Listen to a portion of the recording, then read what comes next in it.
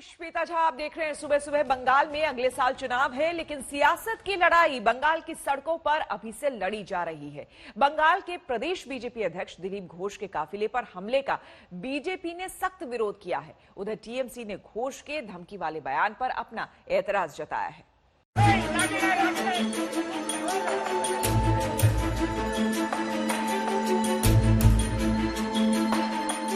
पश्चिम बंगाल में बीजेपी और टीएमसी की सियासी लड़ाई अब सड़क पर आ चुकी है। अलीपुरद्वार में पश्चिम बंगाल बीजेपी अध्यक्ष दिलीप घोष के काफिले पर हमले के बाद हालात और बिगड़ गए।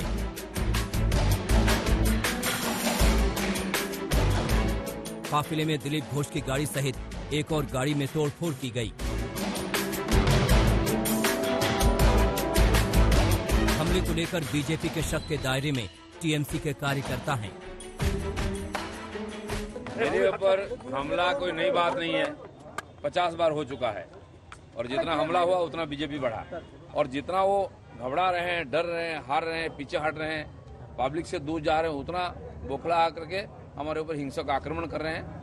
इसको कैसे झेलना हमको मालूम है। हमारे कार्यकर्ताओं का उतना मनोबल ऊंचा है कि इससे कुछ होने वाला नहीं है। बंगाल के लोग भी देख रहे हैं। इस प्रकार राजनीतिक हिंसा को बंद करने के लिए बंगाल में परिवर्तन चाहिए। वर्तमान में हमले के विरोध में बीजेपी कार्यकर्ता प्रदर्शन करने उतरे तो टीएमसी कार्यकर्ता भी आमने सामने आ गए। इसके बाद सड़क पर जबरदस्त हंगामा चलता रहा। कोलकाता में बीजेपी युवा मोर्चा ने दिलीप घोष पर हुए हमले के खिलाफ प्रदर्शन किया। प्रदर्शनकारियों की अगुवाई बीजेपी सांसद सौमित्र खान कर रहे थे। बीजेपी का कहना है कि बिहार चुनाव के बाद ममता बनर्जी हार की आशंका से बौखला गई हैं। हमारे पश्चिम बंगाल के जो प्रदेश अध्यक्ष हैं दिलीप घोष जी, उनके ऊपर भी एक जानलेवा हमला हुआ। उनकी गाड़ी को क्षतिग्रस्त कर दिया गया। और ये सब क्या दर्शाता है? ये दर्शाता है कि बिहार के परिणाम की गूंज ममता बनर्जी जी के बौखलाहट का कारण बन रही है। दरअसल कुछ दिन पहले हल्दिया में दिलीप घोष ने टीएमसी कार्यकर्ताओं को चेतावनी दी थी कि वो अगले 6 महीने में सुधर जाएं। इस दौरान बीजेपी प्रदेश अध्यक्ष दिलीप घोष ने जिस भाषा का इस्तेमाल किया था उस पर टीएमसी ने कड़ा ऐतराज जताया था। দিদি যে ভাইরা উৎপাত করেন, এখনো অভ্যাস ঠিক করেননি, মারপিট করছেন, তাদের বলে দিচ্ছি 6 মাসে সুধরে যান, নালে হয় হাত পা ভাঙবে, পাঁজর ভাঙবে, মাথা ফাটবে, হসপিটাল হয়ে বাড়ি যেতে হবে, বাড়াবাড়ি করলে সোজা শ্মশানে যেতাম। পাগল লোক, ছাগল লোক, কখন কি বলে জানে না। ভাষা জ্ঞান ঠিক না করলে এই অবস্থাই হবে। सब समय मानुष के आजे बाजे भाषा बोलले मानुष मेने नेबे, मानुष मेने नेबे ना। आंकड़े गवाह हैं कि पश्चिम बंगाल में बीजेपी और टीएमसी के बीच खूनी संघर्ष किस तरह बढ़ते जा रहे हैं। बंगाल में 2018 में 12 सियासी हत्याएं हुई थीं। 2019 में भी सियासी झड़प में 12 कार्यकर्ताओं ने जान गंवाई थी। 2020 में अब तक 14 लोगों की हत्या हो चुकी है। मारे गए कार्यकर्ता बीजेपी और टीएमसी दोनों दलों से हैं। राज्य में चुनाव से पहले बढ़ती हिंसा को लेकर राज्यपाल जगदीप धनखड़ ने चिंता जताई है। प्रांत में मानव अधिकारों का यह आलम है कि retired chief justice Calcutta high court, जो स्टेट ह्यूमन राइट्स कमीशन के चेयरपर्सन हैं, वो कहते हैं my human rights commission is on ventilator. क्या हालात मान्यवर बहुत भयानक हैं, भयावह स्थिति है। कुछ भी करो, है कहां? We must show it on ground. Bengal में विधानसभा चुनाव में 1 साल से भी कम का वक्त बचा है और चुनाव से पहले विवादित बयान और हिंसक बवाल भी जोर पकड़ने लगे हैं। कोलकाता से इंद्रजीत कुंडू के साथ आज तक ब्यूरो। बंगाल में 2021 में विधानसभा चुनाव है, लेकिन सियासत के उस महायुद्ध की रणभेरी अभी से बच चुकी है। प्रधानमंत्री मोदी ने बिहार में विजय के बाद अब बंगाल पर फोकस करने का मंत्र दे दिया है, तो वहीं ममता भी बार बार ये ऐलान कर चुकी हैं कि देख लेंगे किसमें कितना है दम।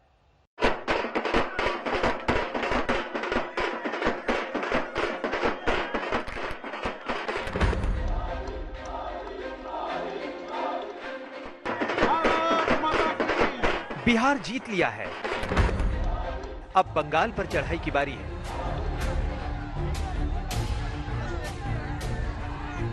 बिहार में महाविजय के महाजश्न में बिना बंगाल और ममता बनर्जी का नाम लिए प्रधानमंत्री मोदी ने बीजेपी और पार्टी कार्यकर्ताओं को सीधा और स्पष्ट संदेश दे दिया कि बस अब बंगाल फतेह की तैयारी करो, महारण का शंखनाद करो।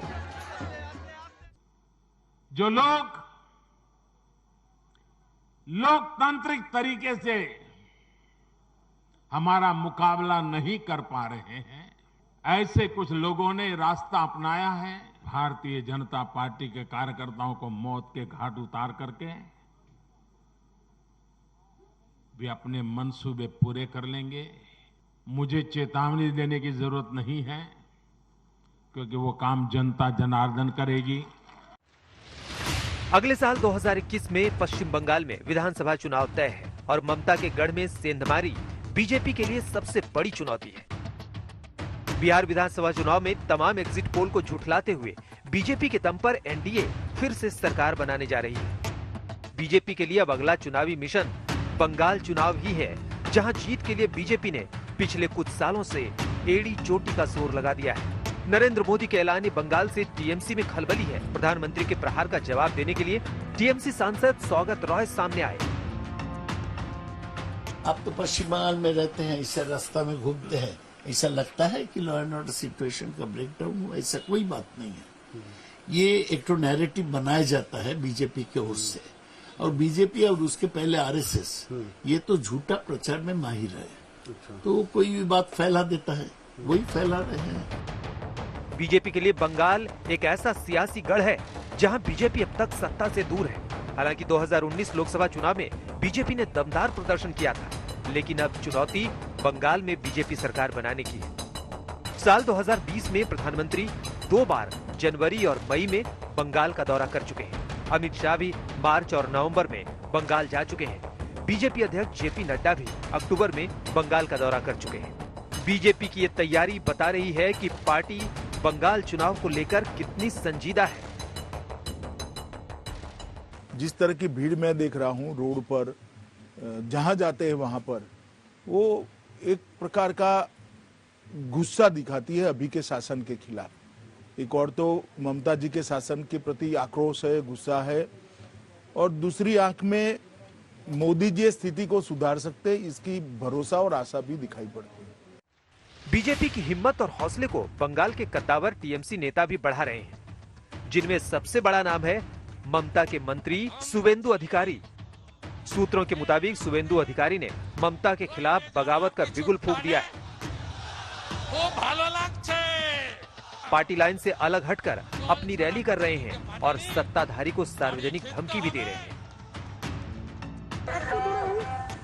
और तो और शुवेंदु अधिकारी के अलावा 3 और मंत्री राजीव बनर्जी, गौतम देव और रविंद्र घोष कैबिनेट मीटिंग में भी नहीं पहुंचे। हालांकि कहा जा रहा है कि गौतम देव और रविंद्र घोष कोरोना पीड़ित हो गए, लेकिन राजीव बनर्जी की गैर मौजूदगी की वजह का खुलासा नहीं हुआ है, जो ममता के लिए अच्छी खबर नहीं है। कुल मिलाकर 2021 में बंगाल में घमासान प्रचंड है, जहां 2011 से सत्ताधारी टीएमसी की सियासी आकांक्षा से लवरेज बीजेपी की टक्कर है। साल 2021 ही तय करेगा कि बंगाल में तृणमूल का फूल खिला रहेगा या फिर कमल खिलेगा। कोलकाता से मनोज्ञा लोईवाल और इंद्रजीत कुंडू के साथ आज तक ब्यूरो।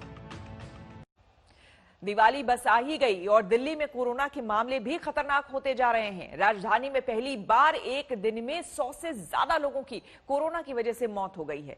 त्योहारों की वजह से बाजार की भीड़भाड़ और ठहरा हुआ प्रदूषण दिल्ली में कोरोना के खतरे को और बढ़ा सकता है।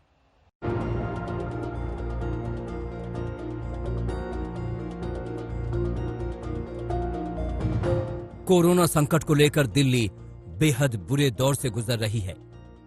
त्योहारों के मौके पर बाजारों में भीड़ दिख रही है तो अस्पताल में कोरोना के मरीजों की तादाद भी बढ़ती जा रही है। नए मामलों के साथ दिल्ली में कोरोना से मौत का आंकड़ा भी डराने लगा है। पहली बार एक दिन में 104 लोगों की मौत, 24 घंटे में 7,000 से ज्यादा नए कोरोना मरीज, एक्टिव केस 43,000 से ज्यादा हैं, जो एक दिन का सबसे बड़ा आंकड़ा है। सर्दियों के साथ कोरोना के मामलों के बढ़ने की चेतावनी दी जा चुकी थी।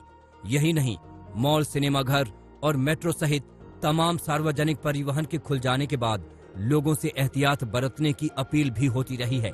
लेकिन दिवाली से पहले बाजारों में उमड़ी भीड़ बता रही है कि दिल्ली के लिए खतरा और बढ़ सकता है। नवंबर की शुरुआत से जब दिल्ली में प्रदूषण का जहरीला धुआं गहराने लगा, तभी से कोरोना का संकट भी फिर से बढ़ने लगा।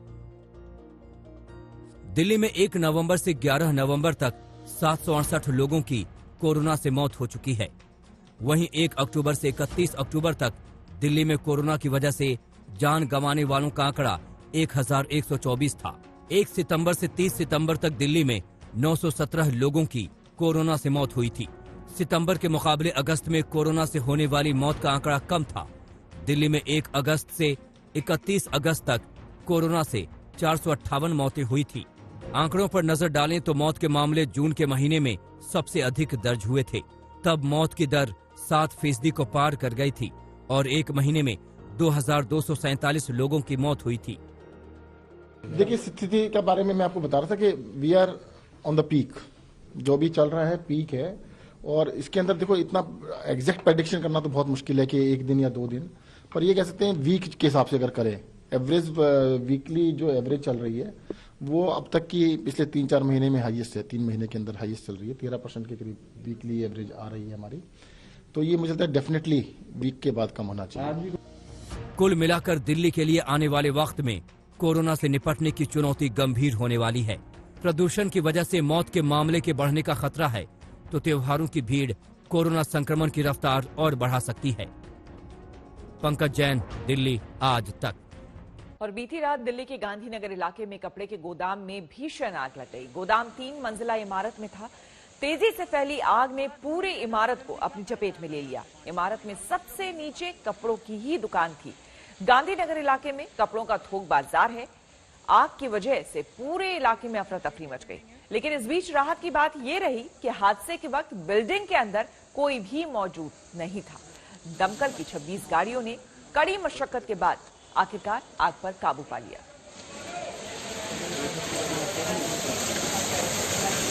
अरे थोड़ा दूर ही रहना, इधर से क्या फायदा है हमें यहाँ से पानी मारने का, कोई मतलब नहीं है।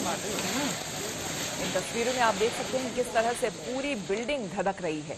दरअसल ये पूरा इलाका यहाँ पर कपड़ों का गोदाम है और उस बीच आग लगने के बाद भारी नुकसान।